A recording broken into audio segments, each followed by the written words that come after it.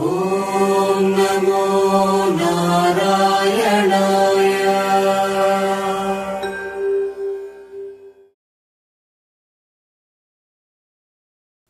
గీతామృతం ప్రేక్షకులకి పునఃస్వాగతం.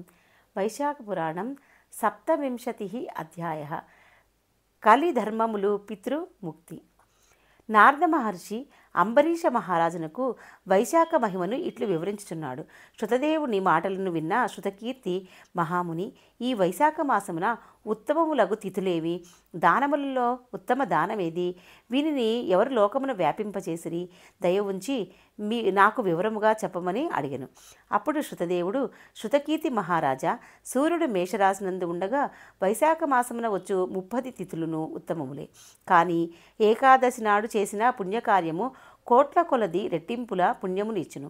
అన్ని దానములు అందును పుణ్యప్రదమైన దానమును చేయుట వలన ఫలితము, అన్ని తీర్థములు ఎందును స్నానం చేయటం వలన వచ్చు ఫలితము ఈ పుణ్యతిథి నాడే వైశాఖ ఏకాదశి నాడు స్నానం చేయటం వలన పొందుతున్నారు. ఆనాడు చేసిన స్నానము, దానము, తపము, హోపము, దేవతార్చన, సత్క్రియలు, హరికథా శ్రవణము ఇవి అన్నీ సద్యోముక్తిదాయకములు. రోగము, దరిద్రము వీనికి లోబడి స్నానాధికములు చేయలేనివాడు శ్రీహరి కథను వినిన సర్వపుణ్యము కార్యములను చేసినంత ఫలమును పొందెదను.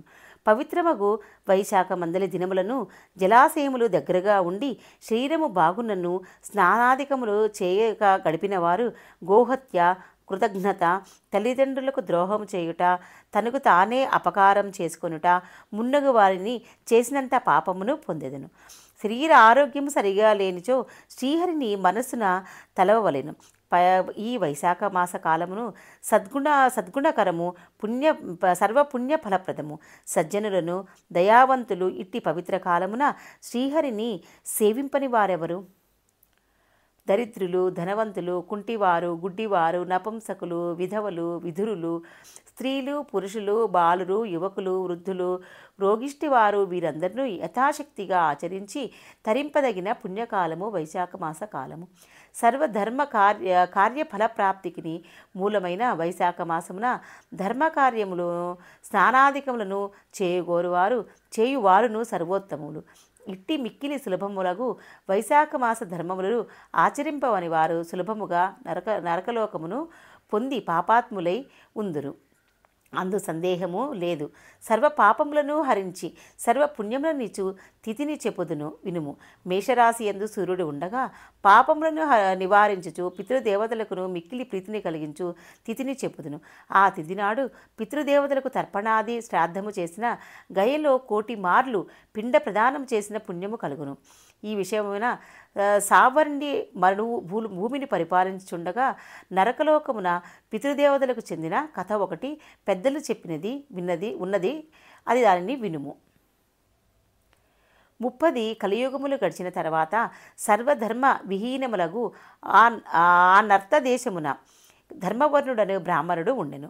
31వ కలియుగమున ప్రథమ పాదమున ప్రజలందరూ వర్ణధర్మములను విడిచి పాపకార్యములందు ఆసక్తులై ఉండిరి.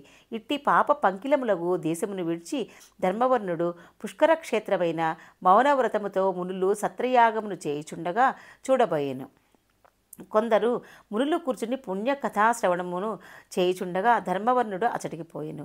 అచటి ఉన్న మునులు కర్మల యందు ఆసక్తి కలవారై యుగమును మెచ్చుచుండిరి.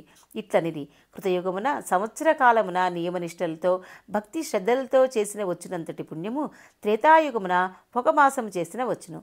ద్వాపర యుగమున 1 పక్షము చేసినంత వచ్చును. కానీ దానికి 10 రెట్ల పుణ్యము కలియుగమున శ్రీ మహావిష్ణువును స్మరించిన వచ్చును.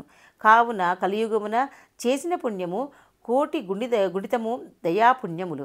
దాన ధర్మములు లేని ఈ కలియుగమున శ్రీహరిని 1 మారు స్మరించి దానము చేసినచో కరువు కాలమున అన్నదానమును చేసిన వారి వరే పుణ్యలోకమునకు పోవుదురు అని మునులు ముచ్చటలాడుకుంటూ ఉండిరి. ఆ సమయమున నారదుడు అచటికి వచ్చెను. అతడు ఆ మునులు మాటలను విని ఒక చేతితో శిష్ణమును మరొక చేతితో నాలుకను పట్టుకుని నవ్వుచు నాట్యము చేయుచుండెను. అచట ఉన్న మునులు ఇట్లు ఏవల చేయుచున్నావని అడిగెను. అప్పుడు మీరు చెప్పిన మాటలను బట్టి కలియుగము వచ్చినదని తెలిసి ఆనందమును పట్టలేక నాట్యమాడుచున్నాను అని నవ్వుచున్నాను. మనము అదృష్టవంతులము. స్వల్ప ప్రయాసతో అధిక పుణ్యమునిచ్చు గొప్ప యుగము కలియుగము. ఈ కలియుగమున స్మరణము చేసిననే సంతోషించి కేశవుడు క్లేశవులను నశింపచేయగలడు. అది విని సంతోషము ఆపుకొనలేకపోతుని. మీకొక విషయమును చెప్పుదును వినుము. నిశ్చయమును గ్రహించుట కష్టము. నిగ్రహించుట అనగా సంభోగమునందు ఆసక్తిని నిగ్రహించుకున్నట కష్టము. నాలుకను రుచి చూచుటను నిగ్రహించుట కష్టము. అనగా తిండిపై ధ్యాసను తగ్గించుకొనుట కష్టము. కలియుగమున భోగాభిలాష తిండి ధ్యాసను నిగ్రహించుకొనుట మిక్కిలి కష్టము. కావున నేను శిష్ణమును నాలుకను పట్టుకుంటుని అని నారదుడు వివరించెను. మరియు ఇట్లనెను, శిష్ణమును జిహ్వను నిగ్రహించుకున్నచో పరమాత్ముడకు శ్రీహరి దయ ఈ యుగమున సులభ సాధ్యము. కలియుగమున భారతదేశము వేద ధర్మములను విడిచి ఆచార వ్యవహార శూన్యమైనది. కావున మీరు ఈ దేశమును విడిచి ఎచ్చటికైనా వెళ్ళుడు. నారదమును ముని మాటలు విని యజ్ఞాంతమున వారందరూ తమకిష్టమైన ప్రదేశములకు వెళ్ళిరి. ధర్మవర్ణుడును భూమిని విడిచి మరి ఒక చోట ఉండెను. కొంతకాలమైన తర్వాత వానికి భూలోకం ఎట్లున్నదో చూడవలనని అనిపించెను. తేజశ్శాలియు వ్రతమహిమను కలిగిన అతడు దండ కమండలములను జటా వల్కములను ధరించి కలియుగ విచిత్రములను చూడదలిచి భూలోకమునకు వచ్చెను. భూలోకమున జనులు వేద బాహ్యమైన ప్రవర్తన కలిగి పాపములను ఆచరించుచు దుష్టులై ఉండిరి. బ్రాహ్మణులు వేద ధర్మములను విడిచిరి. శూద్రులు సన్యాసులైరి. భార్య భర్తను, శిష్యుడు గురువును, సేవకుడు యజమానిని, పుత్రుడు తండ్రిని ద్వేషించుచుండిరి. బ్రాహ్మణులందరూ శూద్రుల వల్లే అయిరి. ధేనువులు మేకలైనవి, వేదములు కథాప్రాయములైనవి, సులభ క్రియలు సామాన్య క్రియలైనవి. భూత ప్రేత పిశాచాదులు ఫలముల నిచ్చు దేవతలైరి. పాపాత్ములు దుష్టులు అగు జనులు భూత ప్రేత పిశాచాదులనే పూజించుచుండరి. అందరూ భోగాభిలాష అందుక ఆసక్తి కలిగి అందులకి జీవితములను కూడా విడిచివారే ఉండిరి. తప్పుడు సాక్ష్యములను చెప్పువారు, మోసగించు స్వభావము కలవారు అయి ఉండిరి. మనసునందు ఒకటి, మాట యందు ఒకటి, పనియందు మరొకటి అగు రీతిలో ఉండిరి. విద్యాభ్యాసము పారమార్థికము కాక హేతు ప్రధానముగా భావించబడుచుండెను. అట్టి విద్య రాజపూజితమై ఉండెను. సంగీతము మున్నగు వానిని రాజులు ప్రజలు ఆదరించుచుండిరి. అధములు గుణహీనులు పూజ్యులయ్యిరి. ఉత్తములని ఎవరు గౌరవించుటలేదు. ఆచారవంతులకు బ్రాహ్మణులు దరిద్రులై ఉండిరి. విష్ణు భక్తి జనులలో కనిపించుటలేదు. పుణ్యక్షేత్రములు వేద ధర్మ విహీనములై ఉండెను. శూద్రులు ధర్మ ప్రవక్తలు జటాధారులై సన్యాసులైరి. మానవులు అల్పాయుష్కులై ఉండిరి. మరియు జనులు దుష్టులు దయాహీనులుగా ఉండిరి. అందరూ ధర్మమును చెప్పువారే. అందరూ దానమును స్వీకరించువారే. సూర్యగ్రహణాది సమయములను ఉత్సవముగా తలచువారే. ఇతరులను నిందించుచు అసూయపడుచు అందరూ తమ పూజనమునే కోరుచుండిరి. సోదరుడు సోదరిని, తండ్రి కుమార్తెను తక్కువ జాతి వాని కోరుచుండిరి పొందుచుండిరి. అందరూ వేశ్యాసక్తులై ఉండిరి. సజ్జనులను అవమానపరచుచుండిరి. పాపాత్ములను గౌరవించుచుండిరి. మంచివారిలో ఉన్న కొద్దిపాటి దోషమును పెద్దగా చేసి ప్రచారము చేయుచుండిరి. పాపాత్ముల దోషములను సద్గుణములని చెప్పుచుండిరి.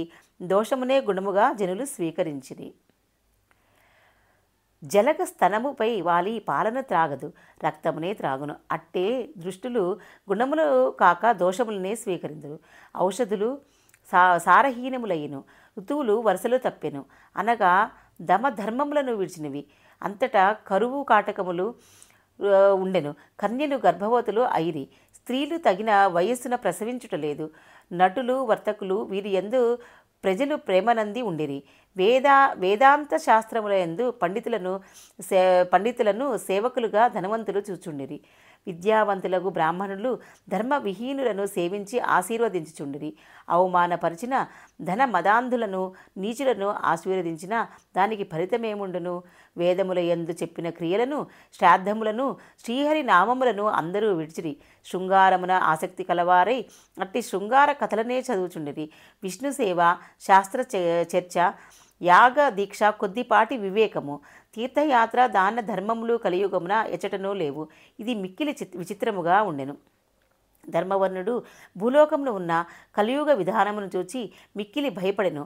పాపమును చేయుట వలన వంశనాశనమును గమనించి మరి ఒక ద్వీపమునకు పోయెను. అన్ని ద్వీపములను చూచి పితృలోకమునకు చూడబోయెను. అచట ఉన్నవారు కష్టతరములకు పనులను చేయుట చూచి మిక్కిలి శ్రమపడుచుండిరి. కింద పడి ఏడ్చుచుండిరి. చీకటి గల నూలిలో పడి గడ్డి పరకను పట్టుకొని ఆ నూతిలో పడకుండా వేలాడుచుండిరి. వారికి కింద భయంకరమగు చీకటి ఉండెను. ఇంతకన్నా భయంకరమైన విషయము చూచెను. ఒక ఎలుక పితృదేవతలు పట్టుకుని వేలాడుచున్న గడ్డి పరకను 3 వంతులు కొరికివేసెను. గడ్డి పరకను పట్టుకుని వేలాడు పితృదేవతలు కింద ఉన్న భయంకరమగు అగాధమును చూచి పైన ఎలుక గడ్డిని కొరికివేయటను చూచి దీనులై దుఃఖించుచుండిరి. ధర్మవర్ణుడును దీనులై ఉన్నవారిని చూచి జాలిపడి మీరి నూతియందు ఎట్లు పడిరి, ఎట్టి కర్మను చేయుట చేత మీకు ఇట్టి పరిస్థితి కలిగినది, మీరే వంశం వారు, మీకు విముక్తి కలుగు మార్గం ఏమైనా ఉన్నదా నాకు చెప్పుము, చేతనైన సహాయమును చేయుదును అని పలికెను.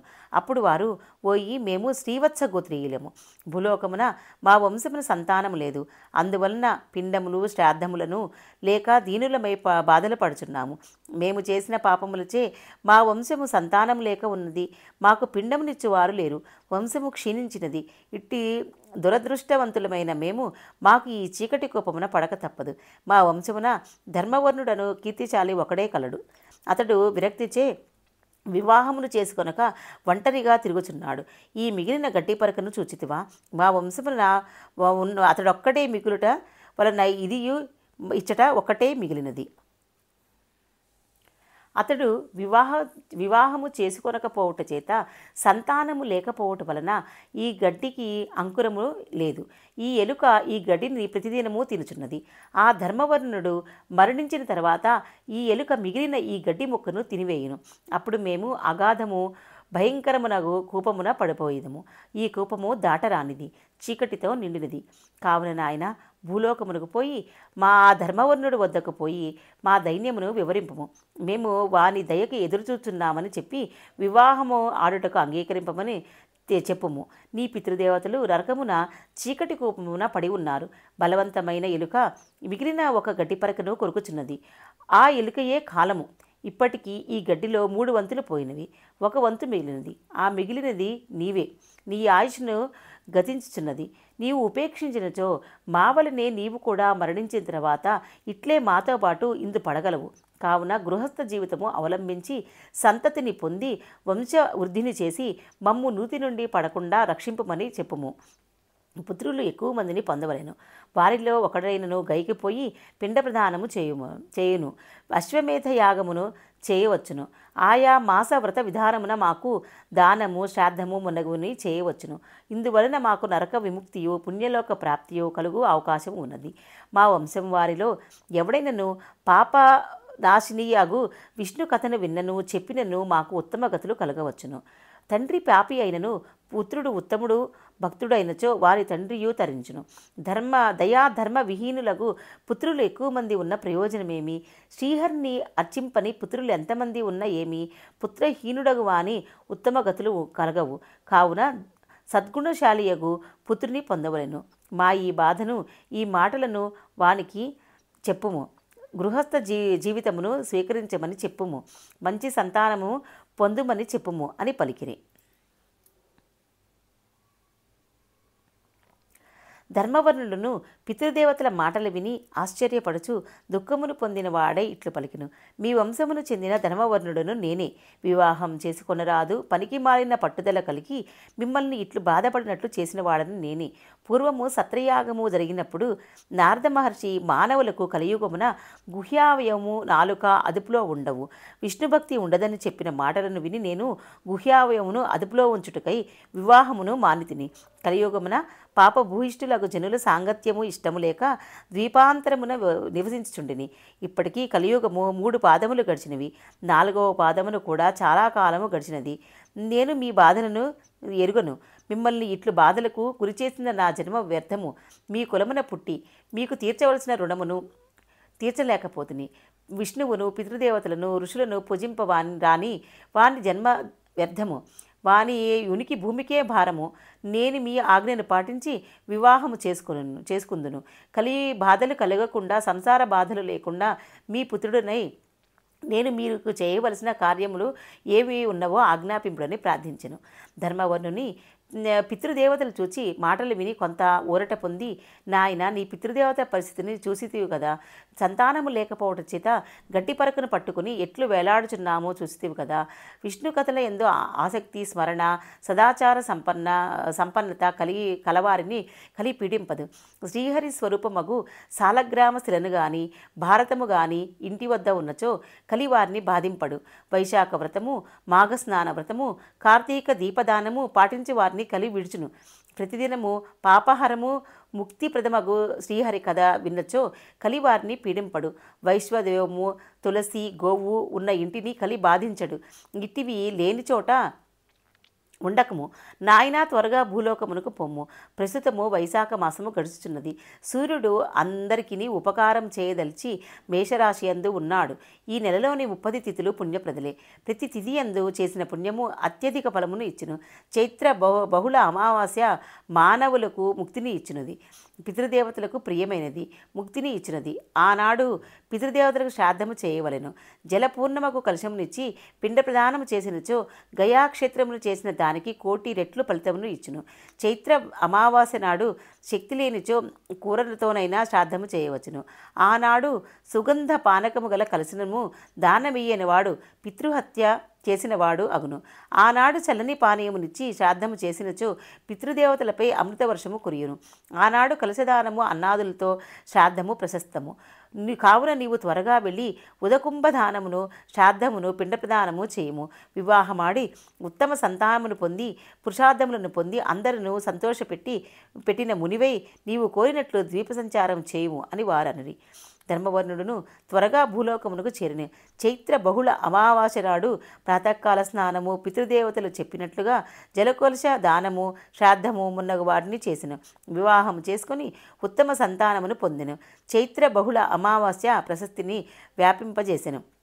తుదకు తపము ఆచరించుటకి గంధమాధవ పర్వతమునకు పోయిను అని శృతదేవుడు శృతకీర్తికి వివరించెను. ఈ విషయమును నారదుడు అంబరీషునకు చెప్పెను. వైశాఖ పురాణం 27 అధ్యాయः సంపూర్ణం.